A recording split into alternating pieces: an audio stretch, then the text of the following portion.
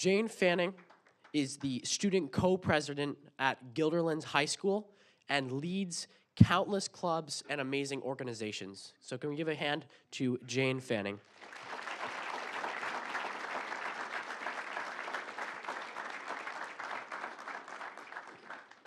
Additionally, I'd like to welcome Governor of New York State, Kathy Hochul.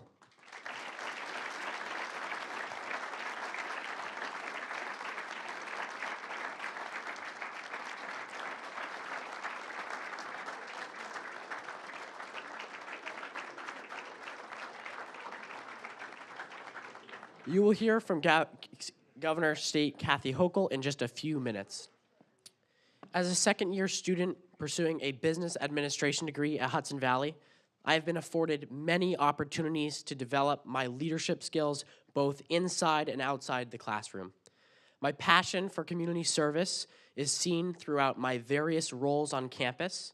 As the president of the Student Senate, I'm proud to chair the governing body of fellow students, all interested in making Hudson Valley a place where every student feels they have a voice and opportunities to grow. I'd like to thank our administration, led by Officer in Charge Lewis Copeland.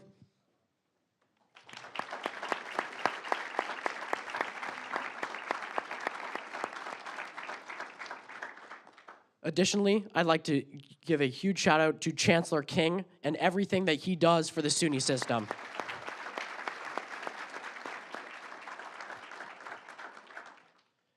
As the president of the Student Senate, I'd like to also thank our Board of Trustees and all the members here in attendance, if you guys would stand.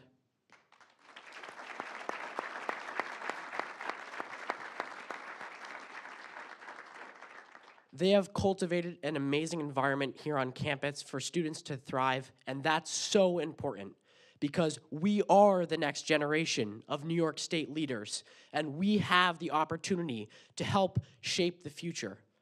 Whether you come in from technical schools like BOCES, a religious school, or public one, or even if you were homeschooled like me, you have the knowledge and skills to change our world for the better.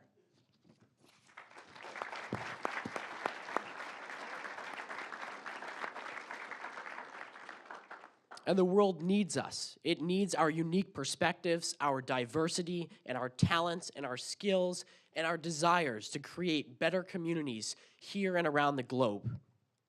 I'm excited for the future. In a few months, I'll graduate and move on for a bachelor's degree. Hudson Valley has given me a lot of opportunities, and I hope you find the same along your journey. In fact, today I have the amazing opportunity to welcome the Governor of the State of New York, Kathy Hochul.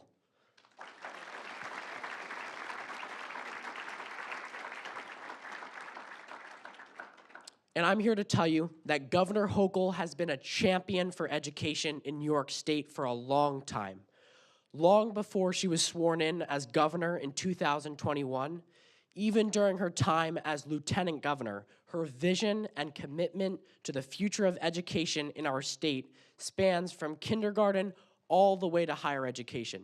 In fact, she has increased school funding by more than $6 billion since taking office, and her initiatives and investments in both education and workforce development have had a direct benefit on our state's K-12 school system, as well as our college, our students, and our greater community.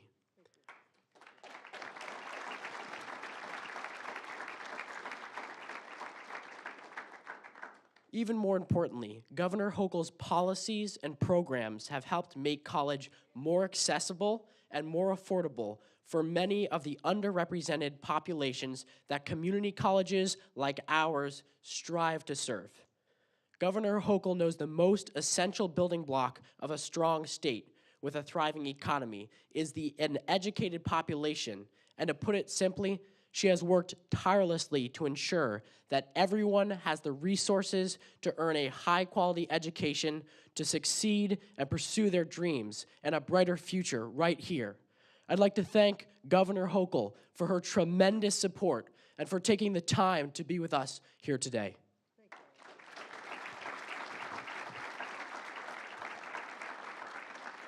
Thank you so much. right, good morning, everyone. Governor, it's such an honor to be here today, moderating our first ever Future Leaders Fireside Chat.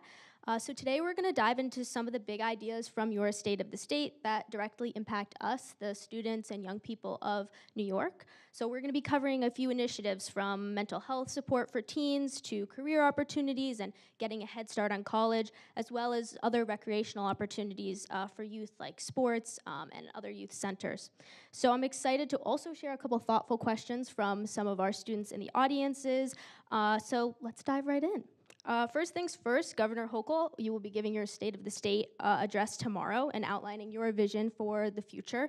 Many of us in this room are also looking to the future, whether it's college or whatever path we choose.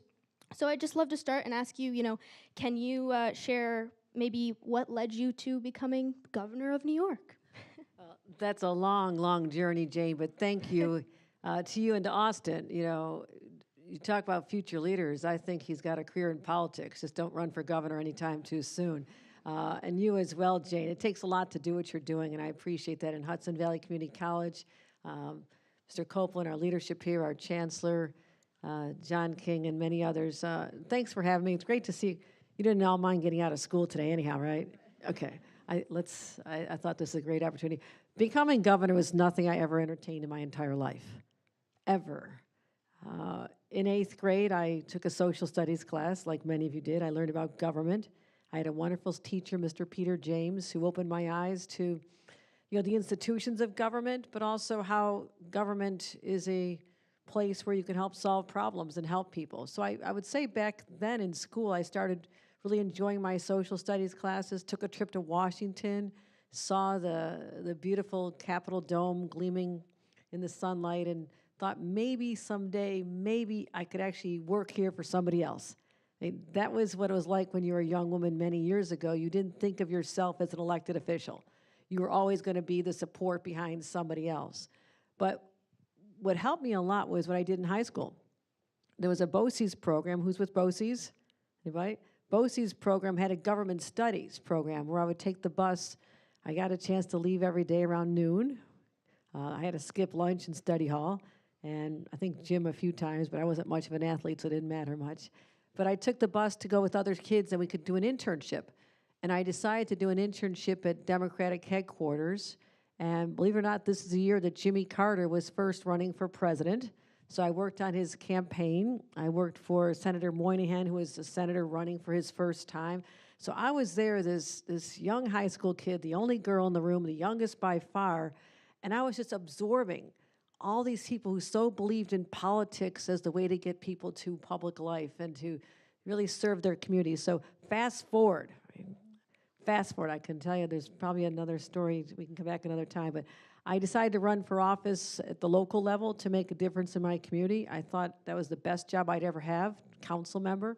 Then I had an opportunity to run for county office. Then I had to run for Congress. And then I became lieutenant governor. So it was a sequence that, I'm telling you this because I don't want you to think you have to know your career path now. There's nothing that I just told you that I ever expected I'd be doing. I couldn't plan for it. All I knew is that I had to get the best education I could. I became the student representative for the trustees and elected to student government at Syracuse University. So I saw the power of what people like Austin are doing, and many of you who are in student government in your high schools. That's an important place to just test out whether you're comfortable in that arena. Clearly, Jane is. I mean, this is a big deal to be able to do this. So I didn't expect it, but life is like that. Just always be ready, and the foundation of it all is to have that good education, which is why as governor, I am prioritizing creating those opportunities, those pathways, the options. I mean, whether it's an apprenticeship to get a job working with your hands and building the roads and highways and our great buildings and our infrastructure, whether you want to work for state government. Anybody have a parent or relative who works for state government out there? Grandparents, parents, friends, neighbors. I mean, this is a big job, a big employer, but it's not just an employer. It's an opportunity to serve at an extraordinary level. So I just want all of you right now to start thinking expansively about your future, because you are at great high schools in this region, or if you're at the community college, you're in a phenomenal organization. I've been out here a number of times. But so get that strong foundation of an education, and there is no stopping you. Absolutely. Sounds like it all starts in participation in government class. It We sure got some of does. those students out here. Anybody in participation in government these days? Do they still call it pig? Nice. Okay, yeah, because I Love it. remember that. All right, I want to dive into one of the initiatives that I mentioned earlier. So that's going to be our teen mental health first aid training program that you've mentioned. New York is already a national leader in this area with our new social media law, but if you could kind of speak to what this first aid training program aims to do. Jane, this came about because after I became governor, we started seeing statistics about teenage mental health, the rise in depression, especially among young girls. Suicide rates were spiking up. And I started asking, what's going on here? And it really came down to two factors that I identified. One was the lingering effects of the pandemic. What grades were you in when the pandemic hit? Seventh grade? You didn't hit your eighth grade graduation. It was all remote, right?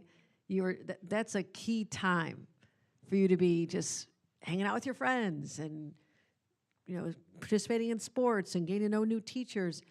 And that was robbed from you, right? Or stolen from you. You lost those critical connections at a time when you're 12, 13, 14 years old and you should have been able to break away. Instead, you're relegated to your kitchen table or your basement or your bedroom for a long time. Do you think that had an effect on anybody? Yeah, a lot of heads nodding. I say it still does, because that sense of security that I always grew up with, that my kids were able to grow up with, you didn't have that because you don't know whether this could happen again. Think about that. Everything you knew was just so radically changed overnight. Your life was turned upside down, and I think it does something to you, and it affects the psychology of people who have to go through the trauma of this. So I'm not saying that's an excuse, but also at the same time, was the rise in addictive algorithms from social media companies. They were starting to bombard you with messaging that you weren't asking for. And if you were a teenage girl contemplating suicide and looking for help and you put in suicide, these algorithms saw that and they would send you ideas on not how to get help, not who you could turn to, not uplifting messages to get you out of that mental state. They would send you messages on how to commit suicide. So there was something very dark going on at a time when you're isolated at your home. And I wanted to study that, but I started seeing that mental health has become a real issue for teenagers. And I'm a mom, and I wanted to help. So I said we should do much more. And I also know your best friends, your classmates, spend a lot more time with them than you do your parents. Your classmates can be that helpline for you. So let's give you training. Let's let you see the signs that you're not sure what they mean, but if we can give 10th graders and others sort of tools to know what the signs are and how to counsel someone through a tough time, you could be literally the person who saves a friend's life. And that's powerful. We also want to make sure that there's mental health services in every high school, in every grade school. I went to one grade school and they said 40% of the students there were suffering from mental health challenges. I mean, that was never that case. It was absolutely unheard of. So I'm not saying it's anybody's fault. It's absolutely not. But we as the adults and the policymakers have to recognize that you need some help. And I want you to have that freedom to blossom into highly functioning adults who are not held captive to these algorithms that are bombarding you all the day long, holding you captive. We got to talk about cell phones in schools. We won't do that today because it'll make me very unpopular, I'm sure. But I did enough roundtables with teenagers in schools even around here. They told me, one young woman said, you've got to save us from ourselves. We can't put it down because we're afraid we're going to miss something. Someone could be getting together in the girls' room right now, and I can't miss it. They're going to be talking about a party. They're going to be talking about what I'm wearing. They're mocking me out and bullying me. There's so much pressure on all of you, and I've got to help you with that. That's my job. Absolutely. Thank you so much. One of the things that on top of all this pressure that we feel, peer pressure, et cetera, we're also planning for the future. We're 17, 18 years old, deciding what we're going to do with the rest of our lives. So, maybe for those of us who don't know quite yet what we want to do you have any advice for somebody that's still testing out the waters? Like I said, just what I did, there are so many opportunities for internships, even when you're in school, volunteer work. There are so many organizations that are looking for someone just to give your time. You can mentor young kids at a local club, at your church or your synagogue or wherever you gather. there's your neighborhood has a little club for kids that are younger than you. You are of the age when young people look up to you as adults, literally. And there's a lot of young people. Some of you have younger siblings. You know what I'm talking about. You're the big guys. And I was 15 years old working on a campaign. 15, 16, 17, it became my life. I never thought it would. So I'm just saying, whether you're interested in healthcare, go volunteer at a clinic. You want to help people, go down to a homeless shelter. There's countless ways that I'm saying right now, if you've got free time in your week, get out there and do this. Now, selfishly, it also helps when you're applying for colleges, if you're going to go to college, right? They want to see that you've been engaged. You're not just been sitting here all these years and just, focus on your own lives. People want people who are outward thinking and think about your contributions. And I'm going to tell you something really grim to think about, okay? They talk about the dash. You know what the dash is? On the tombstone, it's the day you're born and the day you die. The dash is your life in between that time. The question is, when you're getting as old as I am, what will that dash have meant? Will you've made a difference while you're here, or are you just going to take up space? Will you've made your community better, families better, the planet better, healthier? What is the contribution that you're going to make to justify your time on Earth? Because that's how I'm looking at it. That's how I look at my own life. Am I doing enough every single day? Because you don't get that day back, my friends. You don't get the days back. Every day must be viewed with urgency to do something for someone else or your community, because that's why we are here taking up space. Don't forget the dash. That's what matters. That's what matters. So there's so many ways to contribute. You want to be an intern for me? Give me a call. I started as an intern. I was an intern for the New York State Assembly. Back my first year of high school, first year of college. That's how I met my husband. It was a good catch. We've been married 40 years. So be open-minded, but have fun with it. Don't look at the future with dread. And then we can talk about some of the other issues that might be on your mind, your parents' mind, and how to, everything's so expensive. You know this. You've been shopping for yourselves for a while. I used to babysit. What do they pay babysitters now? Anybody babysit? What do you get paid an hour? What do you, 20? Me as well. $20? Yeah.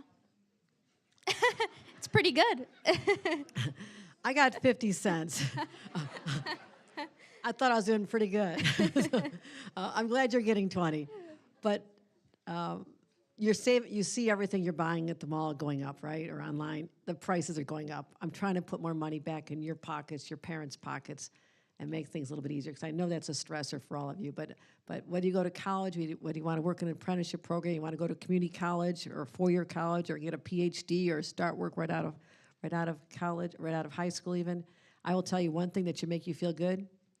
There are 460,000 open jobs in the state of New York right now. There is something waiting for you. So do not stress about that part of your future. Go pursue something you love, not a job, but a career in something you're passionate about. And there are plenty of openings, unlike when I was growing up and my own siblings had to leave because nobody could find jobs. It was a very different time. No jobs, unemployment was high, factories and businesses were shutting down. It is a whole new world for you out there, whether it's in technology. Micron, you hear, is coming. Do you hear about Micron? 50,000 jobs making semiconductor chips. What we're doing here in Albany is extraordinary. Semiconductors, artificial intelligence. The jobs are going to be incredible. There's jobs that you will have that we can't even contemplate right now. And that's what's so exciting about the future. I don't want you to be anxious or nervous about it. Embrace it. Run into the future with open arms. Say, here I am. Absolutely. You touched on a little bit of perhaps what students are dreading as they look to the future, right? I think one of the biggest things in that department is climate change. You mentioned the dash. I think a lot of us wonder if, the year on the end side of that dash is going to be determined by our own life, or it's going to be determined by how viable the planet is to live on. So I'd love to touch on a question from Maya Preston from Columbia High School, and she asks, as climate change becomes an increasing concern, what kinds of initiatives do you plan to take to mitigate the effects in New York? Outstanding question, and this should be on all your minds, and I'm sorry you have to worry about it. I really am. When I was your age, I used to live near Lake Erie. Lake Erie was polluted. There was dead fish on the beach. At night, you could see the Bethlehem steel plant where my dad and grandpa worked, looked like molten lava, this orange lava-looking substance into the lake, polluting it every day. The skies were orange, not blue. That's the world I grew up in. I'm lucky I'm still alive. You don't go through that and not become a true environmentalist at heart. We've made great strides because of policies out of Washington years and years ago. Richard Nixon, believe it or not, started the EPA, working on clean water, clean air, cleaning up our lands. But the challenges are so different right now. We have to continue doing what we can. And just a week ago, or a week or two ago, I signed something called the Climate Change Superfund Bill, which says we have to have the money to build up the resiliency because the effect on climate is happening right now. You see it. And I want the large polluters who brought us to this place over many years of oftentimes knowingly using fossil fuels in a way that was so damaging, greenhouse emissions that we're suffering from right now, that they should pay for this and not the taxpayers of New York. So this is a massive bill. The only other state that has attempted this is Vermont. I think other states should, but this also would be $75 billion over many years to help us start building up. That's one thing we can do, but we have to start this conversion, and I want to go faster.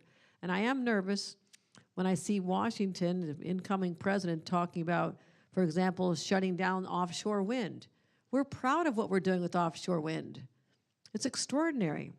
Manufacturing component parts up here in the Albany area, shipping them down the Hudson, so these wind turbines are creating energy, clean energy, renewable energy off the shore of Long Island. I mean, this is the future, but also geothermal. We're bringing transmission lines of hydroelectric power down from Quebec right past here, so we don't have to be using traditional fossil fuel energy. And also, we should be converting into nuclear as well. And I'll tell you, people worry about nuclear. It was terrorized all of us when I was growing up. But I'm telling you right now, this is the way we have to do it. We have to find all the above in terms of renewables and wean ourselves off the fossil fuels that have brought us to this place. What I've said before is that we're the first generation to really feel the effects of climate change, but we're the last one that can do something about it. That is our responsibility to you. Wildfires never happened like this in a place like Los Angeles, but we had our own wildfires right here in the Hudson Valley just last summer. We had more tornadoes in the state of New York last summer than all of Tornado Alley combined. We had the hottest temperatures. We had the most deadly blizzards in history, 7 feet of snow in my hometown last year or 2 years ago. It's happening. And I know this is frightening, but we are all doing something about it. And we have to continue working, not just as one state. We need all 50 states. We need every country on this planet to understand that we know the answers. It is not hard to figure out. We know what we have to do. We just have to have the moral courage to do it. And we sure have it here in New York, but we have to get others to follow us as well. Absolutely. You touched on just now having, our entire nation come together and to help us work on these big issues. And I think another issue that young people are particularly identifying with right now is in the wake of the November election and seeing that the majority of New Yorkers vote opposite to how the nation ended up choosing. And so I think this speaks well to one of our next questions. It's from Shava Thiel at Avil Park High School, and she asks, as Inauguration Day approaches, how do you plan to navigate agenda differences between your administration and the incoming presidential administration? No, this is very important.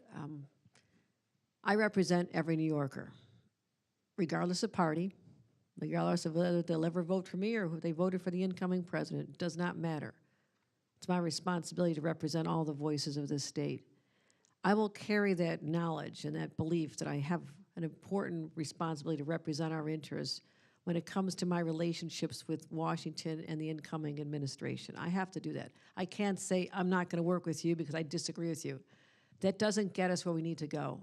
I've always been a collaborative individual. I'll stand up for our rights. I will fight like hell to protect the rights of New Yorkers and those we hold dear and cherish, reproductive freedoms, the right to a clean environment, invest in education, and take care of issues like homelessness and people in struggling.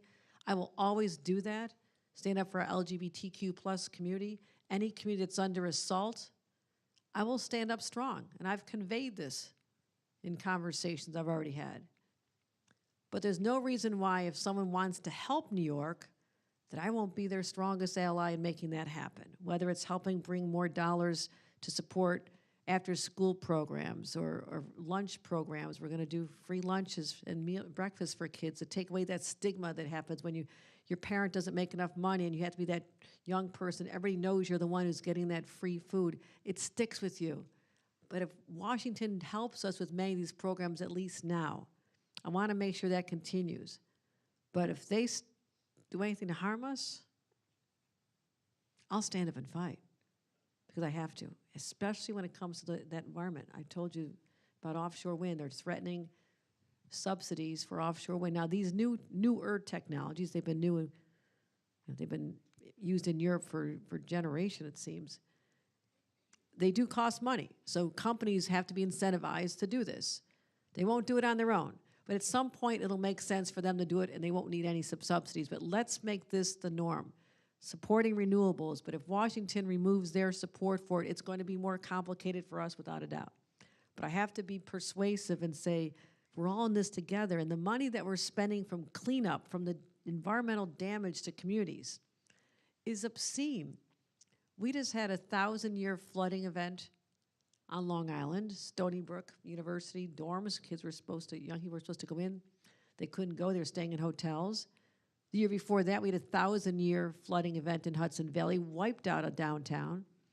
The cost of restoring these communities back to what they were, it's enormous. So we're paying the price. I have to be able to persuade Washington, help us make these investments now. Don't take away incentives for clean energy, so we don't have to spend this money further down the road to repair communities that never should have been so damaged. So it's going to be complicated.